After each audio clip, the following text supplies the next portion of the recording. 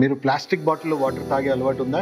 అయితే ఈ వీడియో మీకోసమే. ఇటీవల national institute of health and Columbia university చేసిన రీసెర్చ్ లో మీరు ఆశ్చర్యపోయే ఫలితాలు బయటకు వచ్చాయి. 1 లీటర్ ప్లాస్టిక్ బాటిల్లో మీరు వాటర్ తాగితే దాదాపు 2.4 lakh మిలియన్ మైక్రో పార్టికల్స్ మీ బాడీలో చేరుతూ ఉన్నాయి. ఓకే, మేము ప్లాస్టిక్ బాటిల్స్ లో ఇప్పటి నుంచి తాగడం ఆపేస్తాము, మేము గ్లాస్ బాటిల్స్ లో తాగుతాము అని అన్న వాళ్ళకు కూడా ఇంకా ఆశ్చర్యపోయే విషయం ఏంటంటే గ్లాస్ బాటిల్స్ లో ఇంకా అదనంగా 5 to 10 times హయ్యర్ లెవెల్లో మైక్రో ప్లాస్టిక్స్ ఉన్నాయంట. అయ్యో, మరి గ్లాస్ బాటిల్లో ప్లాస్టిక్ ఉండదే అంటే ఆ క్యాప్ లో ఏదైతే యూజ్ చేస్తున్న ప్లాస్టిక్ పాలిమర్స్ ఏవైతే ఉన్నాయో మనం తాగే పానీయంలో మైక్రో ప్లాస్టిక్స్ చేరుతా ఉన్నాయి. అంతేకాదండి, మనం తినే జంక్ ఫుడ్స్ ఇంకా ఎన్నో ఉన్నాయి కదా, అవన్నీ అల్యూమినియం ఫాయిల్లోనో టెట్రా ప్యాక్స్లో వచ్చే పాలు కానీ రకరకాల ప్లాస్టిక్ సంబంధించిన ఎన్నో మనం తీసుకుంటా ఉన్నాం.